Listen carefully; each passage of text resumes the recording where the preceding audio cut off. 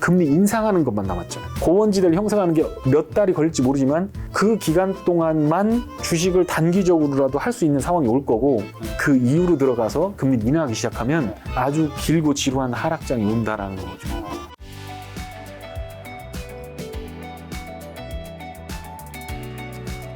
사실 2021년까지만 해도 네. 제가 정말 죄송하지만 네. 강령 이사님이라는 성함을 존재감이 없었죠? 네. 그랬는데 올해 2022년부터 어디선가 네. 쏙쏙 이름이 들리더니 그러니까. 이름이 갑자기 도배가 조금씩 되기 시작하더니 엄청 핫해지고 계시더라고요. 네. 갑자기 어디서 이렇게 혜성같이 나타나셨는지. 그러게요. 뭐 10년 정도 방송하긴 했는데, 네. 근데 이제 뭐 갑자기 이제 장이 빠지게 되면서 네네네. 그렇게 했던 거고. 근데 장 빠지는 거를 맞춘 적은 되게 많은데, 네. 이게 유튜브가 막 많아지는 그 타이밍하고 아. 그게 맞아 들어갔던 것 같아요. 이사님은 한마디로 지금 장이 안 좋을 것이라고 얘기를 하고 계셨는데 장이 마침 빠지면서 그렇죠. 그게 딱 맞아 떨어졌던 그런 거군요. 거죠. 예. 자, 그러면 이사님이 장이 안 좋을 거라고 생각하셨던 이유랑 그다음 플러스로 이제 오늘 새벽이었나요? 이제 미국 증시가 아주 아싸리팔이라 해야 되나? 정말 판이 벌어지면서 우리나라 증시까지 안 좋아진 거요 상황까지 좀 한번. 저 사람들이 좀 오해를 하는 게, 제가 숏쟁이라는 얘기를 하는데, 네네네네. 2018년, 19년까지는 아예 숏이나 인버스를 보지도 않았어요. 그런데 이제 그게 이제 2018년에 이제 피벗이 나오기 시작했고, 금리 인하하다 인상으로 이제 바뀌기 시작했거든요. 근데 제가 예전에 이제 깡통을 2번 찼는데, 08년도 차고 99년도 해서 2001년도에 완전 깡통이 됐어요. 네, 2001년도에 됐어요. 그러니까 2번 됐죠. 근데 그때를 이렇게 놓고 내가 깡통 찬 걸 이렇게 보니까, 물론 종목이나 매매하는 방법에서 문제, 뭐 레버리지를 과도하게 쓴다거나 이런 부분들이 분명히 있었지만, 더 중요한 거는 이제 페드의 이 긴축이라든가 이 페드의 호흡 같은 거를 전혀 못 느끼고 있었다는 거예요. 그래서 이제 2017년, 18년에 페드가 긴축을 시작하길래, 그러면 그 긴축과 리세션 이런 것들에 대해서 연구를 해보자라고 하면서 이제 하다 보니까 선물을 매도해야 되는데 개인 고객들은 선물이 없잖아요. 그 하기 어렵잖아요. 그래서 인버스라고 하는 툴을 갖고 들어와서 2018년, 19년부터 금리가 국채금리 2% 넘어서기 시작하면 2018년 4분기에 한번 이렇게 확 부러진 적이 있어요. 30% 확 빠진 적이 있어요. 그때 이제 인버스를 잡아놓고 주식도 같이 잡아놓고 이렇게 있었어요. 그러니까 주식 1억 원이면 신용 잡아서 1억을 인버스를 채워놓고 주식은 들고 있었어요. 올라가니까. 그리고 올라가는 거를 불안하니까 팔았죠. 근데 이제 인버스가 이렇게 뚝, 이제 지수가 떨어지면 30% 떨어지면 인버스가 확 찼죠. 이제 그래서 그걸 잘 이용해보자. 이제 브로커다 보니까 이제 고객들이 깨지면 너무 이제 힘들어 하시니까 그걸 해보자라고 하면서 제가 그거에 대한 연구를 시작했던 거예요. 근데 이제 그게 19년에 이제 국채금리 3.5% 넘어가기 시작하면서 되게 위험해졌죠. 너무 비싸다. 이건 위험하다. 근데 이제 그때 팬데믹이 터지기 전에 이미 숏 포지션이 있었어요. 미국의 3배짜리가. 팬데믹 빵 터지면서 300~400% 수익이 빵 나버렸죠. 그러니까 거기서부터 이제 좀, 이거 이 사람이 수익 잘 내나 보다. 이렇게 하락하는데 이거 맞췄나 보다 하면서 고객들이 조금씩 몰려들기 시작해서 이제 하다가 그게 마중물이 된 거고, 2020년도에도 9,700 넘을 때부터 인버스를 갖고 간 거 있어요. 근데 그 마이너스 80%까지 가더라고요. 17,000이 갔으니까 당연한 거예요. 근데 이제 우리는 전략이 뭐였냐면, 주식을 사서 매수 포지션을 잡고, 그리고 번 걸 빼갖고 이제 인버스를 덮어가면서 수익 낸 것들을 조금씩 옮기는 과정이었거든요. 그래서 이제 17,000이 됐을 때 아까 말씀했던 것처럼 도대체 17,000에서 왜 지수가 올라야 되느냐에 대한 증거가 필요했잖아요. 근데 이게 주식시장의 도박판하고 다른 게, 공부하면 보이는 게 있거든요. 보이는 게 있어요. 그래서 보니까 낮은 관세, 낮은 법인세, 낮은 독과점 금지, 그 다음에 느슨한 독과점 금지죠. 그 다음에 원활한 서플라이 체인, 뭐 이런 여러 가지 조건들이 무너지기 시작하는 거예요. 근데 긴 판으로 보면 사실 미국은 신기술이나 신사업이 나올 때 인큐베이팅을 해요. 인터넷 나올 때 닷컴 버블도 미국에서 일어났지 다른 데서 안 일어났어요. 근데 닷컴 버블 이후에 미국 나스닥은 빠졌지만 전 세계로 그 버블이, IT 버블이 막 퍼져나갔잖아요. 독버섯처럼 퍼져나가서 전 세계가 다 서포팅을 했던 거거든요. 그리고 나서 2000년대 들어와서는 이제 신흥국, 브릭스부터 시작했고 쭉 올라가다가 미국보다 다른 신흥국이 더 올라가다가 지금은 또 미국이 10년 올라온 거죠. 이게 이제 다른 신흥국이 올라가야 될 차례인 거예요. 그럴 때마다 네. 신용의 팽창과 축소가 있었고 그러면서 네. 그 과정에서 이제 뭐 크러쉬도 나오고 이런 부분이 있었던 거예요. 그래서 이제 이번에는 내가 다시는 안 터진다. 고객들 다 대비시켰죠. 그렇게 해서 사실 고객들이 이제 마이너스 80%가 나도 할 말이 없는 게 팬데믹 때 그게 300~400% 수익이 나버리니까 17불, 19불에 모았던 게 75불까지 갔는데 우리 55불부터 팔았거든요. 근데 달러가 1,040원에 들어갔던 게 1,250원 가고 그걸로 20% 먹고 이거 되고 그러니까 사실 우리 고객들은 별로 그걸 한 사람들은 큰 부자가 됐죠. 그리고 내가 주식도 샀기 때문에 한국 주식도 샀기 때문에 이제 오해가 많아요. 저에 대한 시옷의 오해들. 지금도 마찬가지예요. 지금도 내일 주식 사려고 하지 그거를 뭐 인버스로 해갖고 내가 시황 트레이딩을 한 사람이 아니에요. 네네. 근데 이제 그렇게 오해가 생겨서 좀 그런 것도 있고 지금은 내가 이제 페드의 긴축 사이클에 대해서 강하게 얘기하기로 맘먹은 게 17,000에서 미쳤다 이거. 양조장 주인이 증권맨도 마찬가지고 양조장 주인이 술을 만들어서 팔아야지. 금융상품을 만들어 팔고 고객들의 돈을 지켜주고 해야 되는데 자기들이 술 먹고 취해버렸어 이거. 거품에 동참을 해 막. 균형 감각을 잃어버렸어요. 그래서 내가 매크로는 내가 경제학도 하고 내가 연구도 한 거 있으니 그거 갖고 한번 해보자라고 하면서 얘기를 했는데 그게 이제 조금 맞아 들어갔는데 공부한 부분 오랫동안 20년 동안 공부했던 부분이 정확하게 보였어요. 솔직히 말하면. 그래서 자신 있게 얘기했고 처음에 욕을 많이 얻어먹었는데 좀 괜찮아졌고 지금은 이제 페드의 긴축 사이클에 이제 막바지거든요. 정말 위험한 게 지금 더 위험한가요? 어우 매우 위험하죠. 뭐 이런 플랫폼에서는 저 같은 놈 불러다가 경고도 해줘야 됩니다. 매우 위험한. 왜냐면 위만 보면 안 되죠. 먹을 때는 100% 먹어도 빠질 때는 50% 빠지면 본전인데 먼저 50% 빠져놓고 먹으려면 100% 먹어야 되거든요. 그러니까 이게 리스크 관리 없는 주식 투자는 브레이크 없이 그냥 시동 키고 가는 거예요. 이게 안 되는데 뭐가 위험한 거죠? 페드가 긴축을 하는데 그 국채 금리가 높아지는 게 무슨 뭐 멀티플이 빠지고 뭐 그래서 뭐 주식은 뭐 다 반영하고 뭐 이런 얘기 하잖아요. 그게 아니에요. 페드가 완전히 긴축을 하고 금리를 쫙 올려서 3%, 3.5%, 4%까지 올라간 다음에 옆으로 기거든요. 요 토막이 마지막 대비할 수 있는 토막인 거예요. 이렇게 금리를 동결하는 그 구간. 그러니까 그거는 뭐냐면 인플레를 잡기 위해서 쫙 올리다가 디플레가 나오는 그 구간까지 쉬는 시간인 거예요. 페드가 금리를 올리다 정지를 한다는 건 디플레 징후가 보이네 라는 거예요. 예를 들어서 사람 이렇게 병원에 가면 의사 선생님이 체크를 하잖아요. 열 체크하고 저거 하잖아요. 그러니까 처음에는 다 뭐라고 진단하냐면 감기예요. 약 주고 3일 있다 오세요 이런단 말이에요. 근데 3일 있다 왔는데 열이 안 돼. 그러면 이제 피 뽑아가지고 하고 복막염 있는지 뭐 어디 뇌가 어떻게 됐는지 막 갖다 놓고 통에다 넣고 막 다 조사하잖아요. 그 구간이 뭐냐? 요 플라트 구간인 거죠. 페드도 그런 일을 해요. 지금 경기가 어떻게 됐냐? 그러다가 이 사람 입원해야 돼. 개복 수술 해야 돼. 들어와야 돼. 큰일 났어. 라고 하면 금리를 인하하기 시작합니다. 그건 뭐냐면 이분이 의사가 진단해 주는 거예요. 당신 말이야 지금 병이 잘하고 있어. 그러니까 이 금리 인하 시기가 금리 인상 시에 빠지는 건 그냥 과잉 멀티플이 빠져서 과잉 유동성이 흡수가 되면서 빠지는 거고 금리를 인하하면서 빠지는 때는 기업 실적들이 빠그러지면서 나오는 거기 때문에 이거하고는 비교가 안 돼요. 근데 사람들이 지금 무슨 생각하냐면 금리를 올리다가 플라트 나오고 내려버리면 유동성이 풍부해지면서 올라간다 그러는데 그렇죠. 맞는 말이야. 그렇게 생각하잖아요. 맞는 말이에요. 맞는 말이라고요? 멀리 보면. 멀리 보면. 빠지고 나서 올라가기까지 충분한 물을 대주는 거예요. 논에 물 대듯이.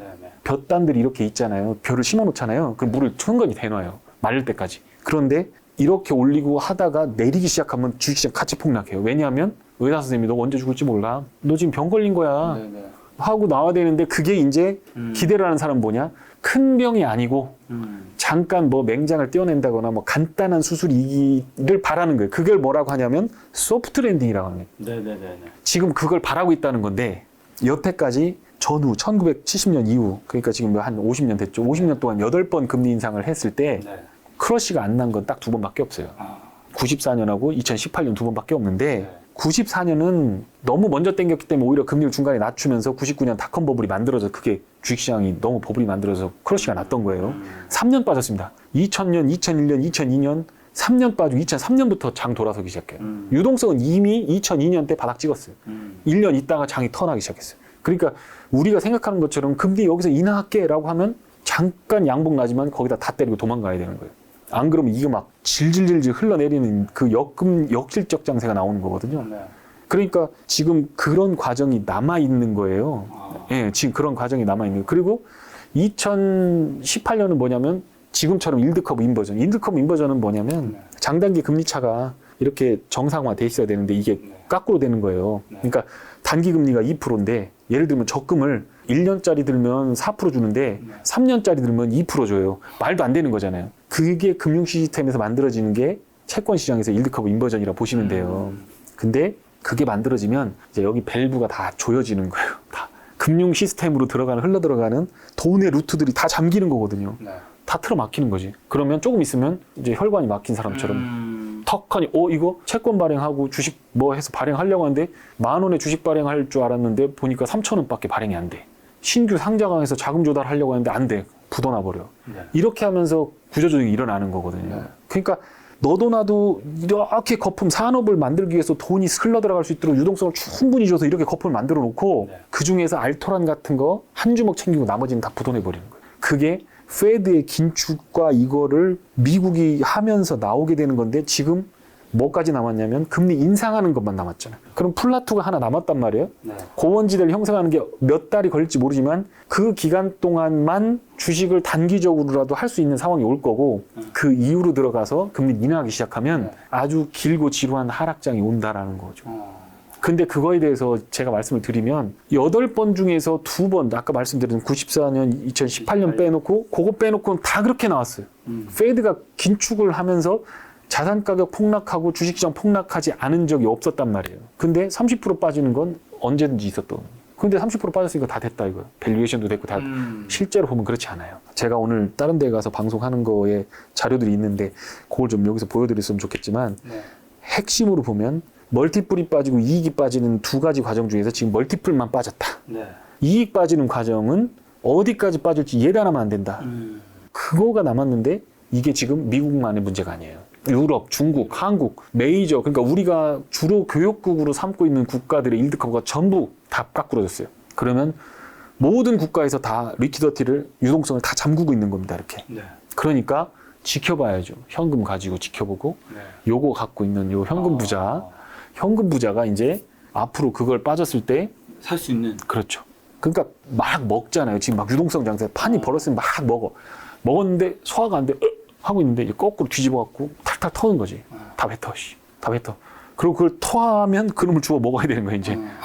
좀 지저분하진 얘기지만 하여튼 그거를 먹을 거라고 생각하지 말고 금이라고 생각해 보자고요. 금을 막 먹은 걸 그런 거라고 생각합니다. 아니, 그럼 도대체 이사님 지금 사실 코스피 3,300에서 지금 이제 2,400, 뭐 2,400과 2,270도 한번까지 갔었으니까 뭐 어디까지를 보고 계시는 건데요, 도대체? 그러니까 그거를 이제 맞추라고 얘기를 하는데 여기서 어쨌든 더 빠진다라는 거잖아요. 그건 확실하지. 전저점 테스트를 봐야 될 것 같아요. 그렇고 지금 팬데믹 레벨 이전. 근데 그것도 봐야 되는 게 왜 그러냐면 이게 PBR 0.9배 뭐 이러면서 그런 걸로 하잖아요. 근데 우리나라는 그게 안 맞는 게 미국은 맞아요. PBR 뭐 저점 지대를 잡으면 거의 100% 맞아요. 미국은 잘 맞아요? 잘 맞아요, 미국은. 근데 우리는 왜 안 되냐면 SK가 밑에 하이닉스도 있고 뭐 자회사도 있고 종속회사도 있고 연결회사도 있고 관계회사도 있고 다 있잖아요. 그럼 그거를 재무제표로 연결회사 이상 되면 다 잡아버려요. 자산을. 그러니까 하이닉스가 100조에서 자산이 100조를 갖고 있다. 그거를 SK가 또 갖다가 또 지분 양대 30% 잡아. 그럼 30조를 얘가 또 잡히는 거예요. 그럼 30% 과대계상이죠. 한국만의 어떤 그런 게 있기 때문에 0.8이다, 0.5다. 그럼 예를 들어서 하이닉스가 예전에 예를 들어 10년 전에는 하이닉스가 지주사가 아니었어. SK로. 그러니까 100조가 하이닉스만 잡혔지. 그렇죠. 그런데 10년 동안 지주회사 전환했어. 그러면 걔는 그냥 지주회사 전환만 했을 뿐인데 SK가 30조를 자기 자산으로 또 얹어버려. 이익도 자기 저걸로 얹어버려. 그러니까 PBR 계산할 때 10년, 20년치를 할 때는 그 제도가 바뀌는 거에 대한 생각을 하고 고려를 해야지 그게 바닥이다라고 하면서 그걸 받아버리면 그거는 그냥 연구하는 사람들이 하는 거지. 주식하는 사람들은 그렇게 하면 안 되고 일단 그리고 또 문제가 뭐냐면 지금 부동산 가격이 빠지죠. 주식 가격 빠지고 채권 빠졌잖아요. 근데 채권 가격이 빠졌으면 없잖아요. 지금 뭐 증권사나 어디에 무너진 것도 없고 은행 손해본 것도 없고 막 그런 거 없잖아요. 하나도 안 나왔지. 부동산 빠지죠. 그런 거 하나도 안 나왔지. 먼저 산 사람은 괜찮아요. 옛날에 10억 주고 산 게 40억 됐으니까 반토막 나도 상관없어요. 그런데 마지막에 산 사람들이 문제거든. 젊은 사람들이 빚내서 산 거 이거 문제거든요. 그래서 이런 부분들을 해소해야 돼. 다 빼내고 주식시장은 그때부터 상승 전환하니까 이거는 어떤 낙폭도 낙폭의 문제죠. 예를 들어 유럽이 갑자기 막 크래시가 나온다, 이탈리아 문제가 터진다거나 그러면 장담 못하죠. 지금 일드커브 컨트롤에서 유동성이 엔화가 공급되고 있는데 갑자기 엔화가 확 뒤집어져. 일드커브 컨트롤이라고 하는 중앙은행의 완화 정책을 완전히 뒤집어 버려. 일본은행이. 그러면 전 세계에 있는 금융 시장이 어떻게 요동칠지 모르거든요. 요소들이 굉장히 산재에 있다라는 거예요. 그런데 그거를 PER, PBR 그다음에 뭐 많이 빠졌으니까 이렇게 보면 안 된다라는. 터진 데가 없어요. 심지어 불 붙어서 지금 다 타고 있어. 근데 아직 터지진 않았다. 아직 터지지 않았죠. 그 공포 소리만 듣고 사람들이 막 으악 했는데 야 이제 터진 거 아니야? 그건 심지 타는 소리였지 폭탄 터진 소리가 아니었잖아요. 지금 그런 상황인 것 같다.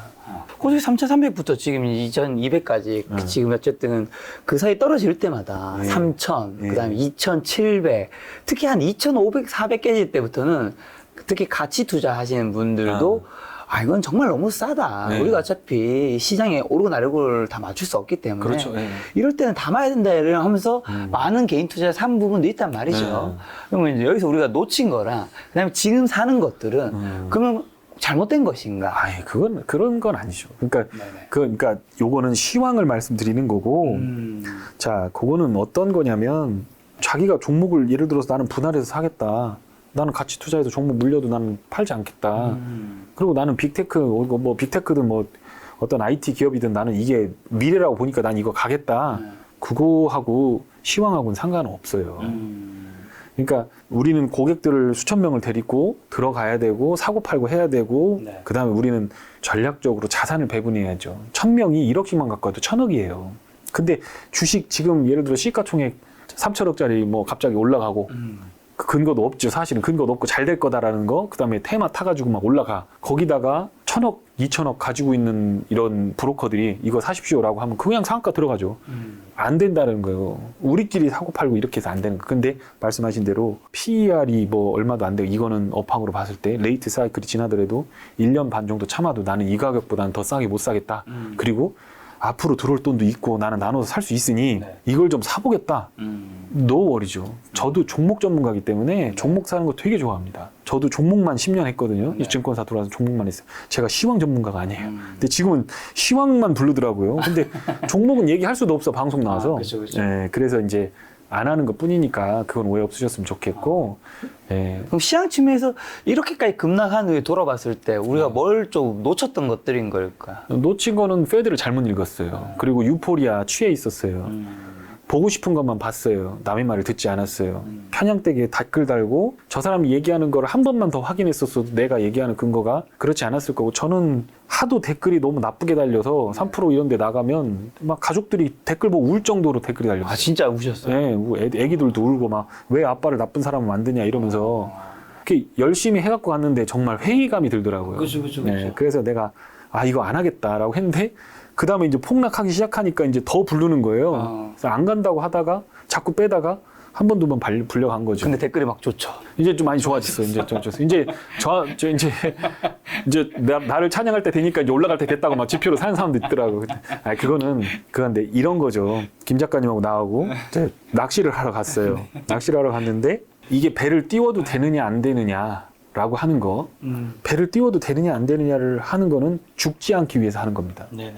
배가 뒤집어지거나 못 돌아오는 불기의 영혼이 되지 않기 위해서 기상청에 전화해서 오늘 어떻게 되고 그랬더니 10나트 뭐 바람 어떻게 되고 파도 높이 몇 미터 하고 뭐 저녁에 클라우디하고 눈 쏟아지고 스케줄을 봤죠. 그게 시황이거든요.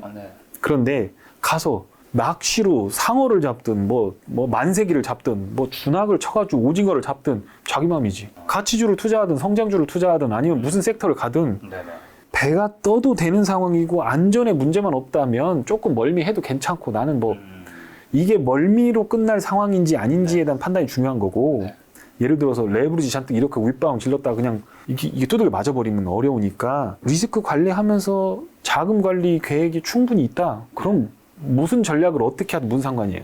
근데 지금은 제가 볼 때는 저 끝에 보이는 손바닥만한 그 어떤 구름 조각이 저게 큰 비가 될 것 같고 큰 폭풍우 같단 말이에요. 그러니까 굳이 지금 네가 먹고 살아야 되는 우리 같은 업자들하고 하루 벌어 하루 먹고 살아야 되고 비가 오든 눈이 오든 계정기에 실적이 찍혀야 되는 전문가들은 네. 가서 매매를 해야 되죠. 바다에 나가 있어야죠. 나가야죠. 와, 안 그러면 굶어 죽으니까. 그런데 엔조이를 위해서 이거를 낚시하러 들어왔는데 구명조끼 입고 목숨 걸고 가서 그거 낚싯줄을 내릴 필요가 있나? 하루 이틀 쉬어 보다가 지나가고 나서 하면 되잖아요. 그래도 충분히 낚시할 수 있어요. 그러니까 시황이라는 것과 아까 말씀하신 가치 투자. 그러니까 저를 자꾸 뭐 가치 투자를 안 하고 정환이 형이 특히 그런 걸 많이 하는데 너는 예전에 가치 투자를 막 하던 놈인데 왜 갑자기 변했냐가 이런 얘기도 하시고 막 저를 막 갈구시는데 가치 투자 해야죠. 정말 좋은 가치가 있는. 근데 그건 분명한 건 있어요. 가치는 눈에 안 보이잖아요. 가격 시스템이라고 하는 거가 이 사고팔고의 어떤 상대적으로 사고팔고 하는 그 시스템에 의해서 가치를 측정하는 거거든요. 멀티플 100배 받는데도 싸다는 사람이 있고 퍼 2배 이하인데도 비싸다 할 때가 있어요. 그건 뭐냐? 사고자 하는 사람과 팔고자 하는 사람의 주머니 상태와 심리적인 상태가 영향을 미친다라는 그러니까 매우 가변적이라는 거예요. 그러니까 가치 투자를 배웠을 때 댓글 달 때 한 번쯤 생각해 보셔야 될 게 애들 물총 주면 물총 갖고 와서 땅야 하면서 막 벽도 쏘고 엄마도 쏘고 아빠도 쏘고 막 쏘잖아요. 막 물총 가지고 다니면서. 가치 투자를 배운 개인 투자가들 댓글 달고 유튜브 따라다니면서 종목에 대해서 조금 공부하신 분들의 느낌이 저는 딱 그렇게 보인단 말이에요.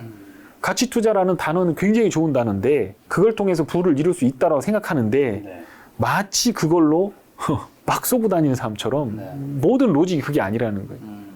매우 추상적인 가치라고 하는 걸 매우 형이하학적인 가격 시스템에 녹여서 그러면서도 리스크는 버리고 3인칭 관찰자 시점으로 나는 피해보지 않으면서 최대한 자산을 싸게 사서 부자가 되려고 하는 게 주식인데 경제활동을 하는 사람들이 하는 걸 보면 종교활동 하듯이 일을 한다.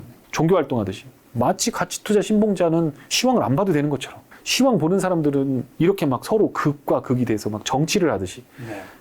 이거는 아닌 것 같다. 그런 생각을 합니다. 그러면 이제 엔조이로 나오신 이제 바닷가에 가신 분들이 문제는 바닷가에서 이제 다시 이제 항구로 가고 싶어요. 근데 바닷가에 걸린 물고기들이 너무 많네. 물고기들이 색깔이 너무 파래요. 엔진도 고장 났고.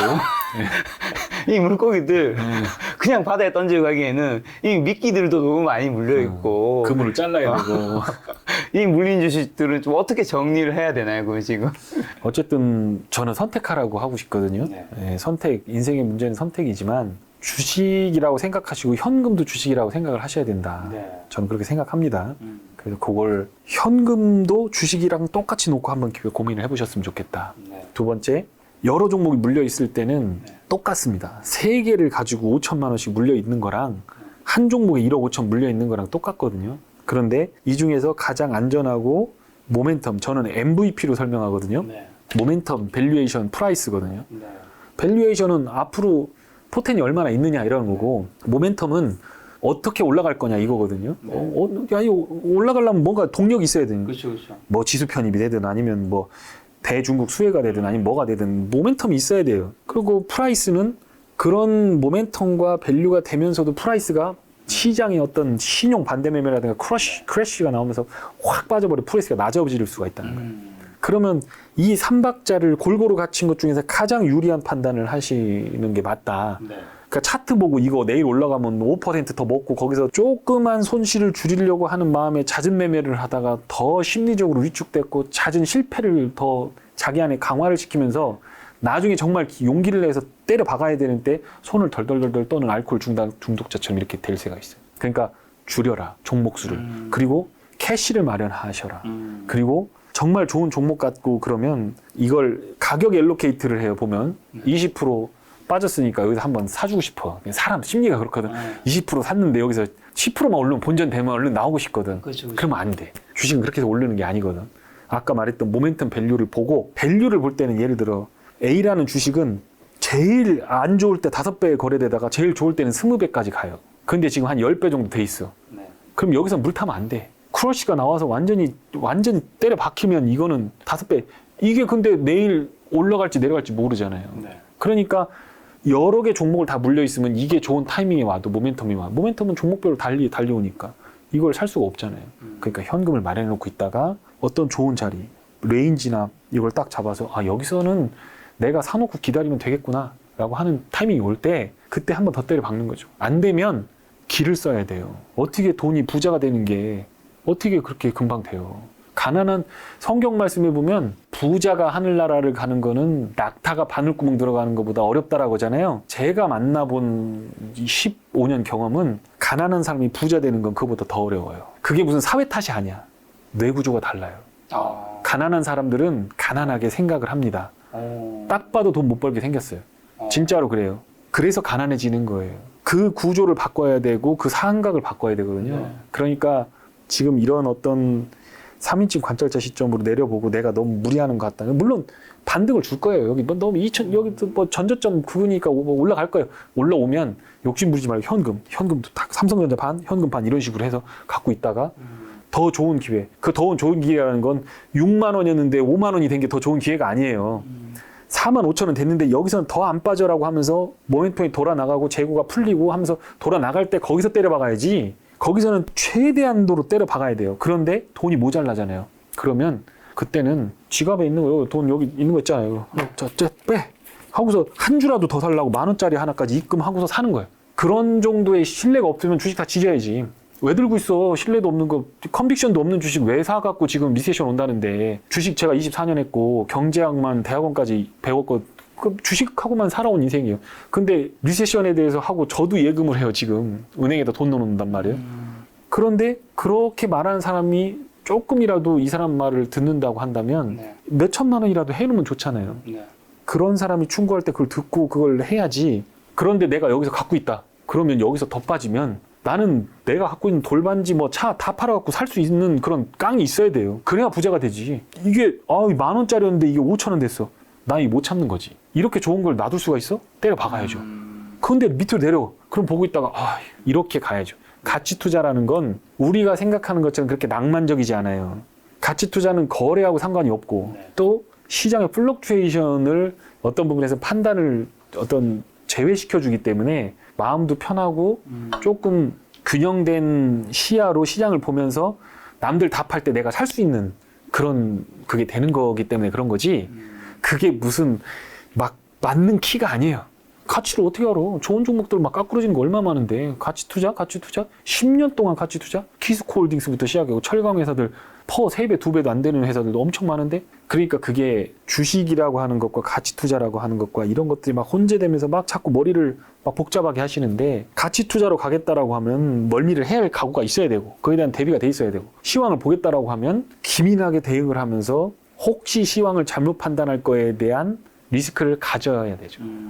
감내하면 돼요. 방금 전에 이제 가난과 부자 요거 얘기해 주시면서 가난한 분들은 이제 가난하게 행동한다 이런 얘기 해주셨는데 뭐 주식과는 좀 별개의 이야기지만 많은 분들이 도움이 될 것 같아서 어떻게 행동하고 사고방식이 있을까요? 저는 40살 이상 돼서 찾아온 고객분들이 부모님한테 받은 게 없어서 학교 나온 게 없어서 제가 뭐 누구를 믿었는데 사기를 당해서 그러면 일단 그건 아니라고 봅니다. 40 이상인데? 네, 40 이상 넘어서 50살 가까이 되신 분들이 오시거든요. 근데 아버지 덕을 보고 집안 덕을 보는 건 20대까지지. 아버지는 그 나이에 자식 낳아서 키워서 너 이렇게 만들어줬는데 그 아버지 탓하면서 부자가 못 됐다고 자꾸 그러고 나 아버지가 키워준 게 20년. 그러고 나서 나 혼자 20년 하냐. 네. 내 주민등록 잡아놓고 20년 하냐. 근데 내 주민등록 20년 동안 아무것도 못하고 와서 아버지 때문에 부자가 못 됐다라고 하는, 그건 바보 같은 소리예요. 제 생각은.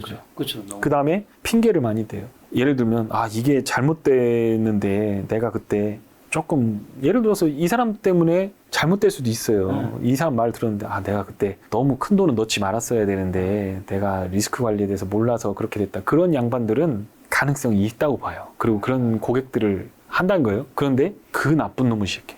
그 놈이 그렇게 얘기하고.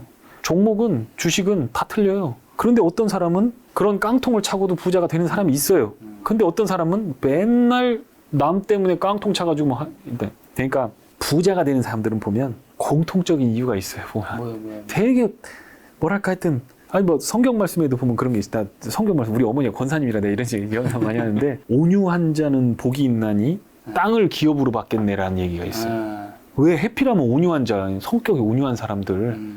실제로 부자들을 만나보면 자기 학벌 자랑이나 뭐 이런 것들 잘 안 하고 가만히 이렇게 얘기를 굉장히 잘 들어주십니다. 그리고 나서 말을 한마디를 하더라도, 한 문장을 하더라도 굉장히 뭐 깊이가 있다고 해야 되나? 그런 게 있어요. 그분이 대학을 잘하는데 나오고 안 나오고 뭐 장사를 해서 돈 버신 분이든 어쨌든 호떡 장사를 해서 돈을 버셨어도 그거를 정말 잘해서 주식으로 몇십억 갖고 올 정도 되는 사람들은 그게 있다니까요. 여기서 온유라는 거는 뭔가 따뜻하고 착하다기보다 약간의 여유일까요? 그러니까 온유한 사람은 그러니까 인간관계가 어떻게 보면 나도 보면 사람 관계를 맺을 때 온유한 사람하고 맞는 걸 좋아하고 보면 이제 성경에서 나오는 온유한 사람은 우리가 말하면 흔히 말하면 법 없어도 살 사람 조금 남이 뭐라고 이렇게 좀 해도 그런 사람들이 많아요. 그리고 뭔가 있을 때 제가 손해 보죠 뭐 그거는 뭐 그러니까 야박하게 뭔가를 하지 않아요 잘. 그리고 대가에 대해서 나도 주려고 하고 나도 받으려고 하고 그런 게 되게 많아요. 거래라고 하는 거에 대한 개념이 굉장히 잘 서 있어요. 증권사에 와서도 수수료 까달라고는 안 해요. 더 드셔야죠. 선물 갖고 와요. 그 마음이 확 열리지. 그 자본주의의 노예잖아요 우리가. 그러니까 그게 열려.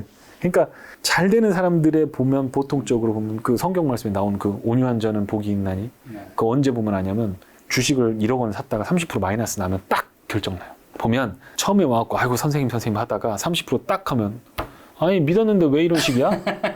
바로 바뀝니다. 진짜 정말 정말 바뀔 수 있을 것 같아 근데 접신물 1억 넣었는데 마이너스 3천이면 아니 김 작가님 이거 되게 주식 안 하시는 거예요? 그분의 입장에 서면요.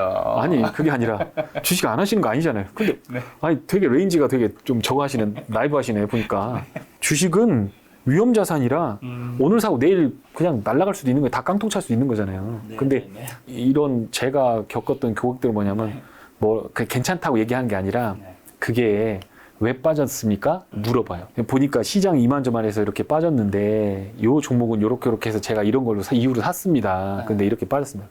기다리면 되겠네요. 그러면서 뭐라 하냐면 혹시 내가 돈이 좀 더 있는데 그런 상황이면 지금 좋은 기회 아닙니까? 여기까지 가요. 나를 위로하고 칭찬하는 게 아니라 나를 이용하는 거예요. 내일 나를 이용하는. 그런데 이런 좀 뭔가 돈 깨먹고 막 하신 분들은 이미 그거 보면 그거 봐라 이 증권맨 이 새끼 이거 사놓고 이거 30% 마이너스 네가 하는 종목 강의사 이따위로 할 거야? 메소드 연기 지금 해보신 것 같아요 지금 보니까 그렇게 돼서 네네네. 이게 그러니까 뭐 하여튼 뭐 큰 차이 좀 하는 그런 것 같네요. 어떻게 보면 이제 좀 금전적으로 잘 안 좋으신 분들은 좀 뭔가 남 탓을 하고 너 때문에 잘 안 됐다. 그거는 하고. 공통점이에요. 네. 근데 잘 되신 분들은 결국 선택은 어쨌든 내가 한 거니까 자기가 내 탓인 거고. 근데 이거 어떻게 해결할 수 있는지 이 문제는 지금 뭔지. 그리고 그 예를 들어 주식 판때기를 잘 이해하는 거죠. 전문가를 데려다 놓는다 해도 전문가라는 놈이 추천을 한다라고 해도 그게 100% 올라가지 않는다라는 걸 알고 오신 분과 저 사람이 TV에 나오고 유명하니까 와서 이 주식을 추천을 받으면 무조건 올라갈까요 하고 생각한 사람 차이인 거죠. 그러니까 돈을 버는 사람들은 자아가 내가 10억이 있으면 1억만 맡겨놓고 제가 이렇게 얘기하는 걸 들어보고 똘똘한데 시장이 이렇게 돼서 그런 거면 1억 더 넣고 이런 식이야. 그런데 이게 됐다라고 하면 와서 다 맡겨버리죠. 그리고 심지어는요. 용돈도 먼저 줘 수익도 안 났는데 그래서 우리는 받게 돼 있지 않습니다. 그래서 5만 원 빼서 이걸로 어르신하고 저하고 식사하시죠. 막 수표 이렇게 해서 막 갖다 줄 사람들도 많아요. 그런데 그거 받는 순간 이제 코 딱 끼는 거지. 그러니까 증권사에서 받는 월급 충분하고 그렇게 할 필요도 없는 거죠. 그런데 이제 이렇게 보면 그런 것들이 이제 어떤 고객들을 만나보다 보니까 나도 어떤 방식으로 이제 세상을 이해해야 되겠다라는 게 좀 보이더라고요.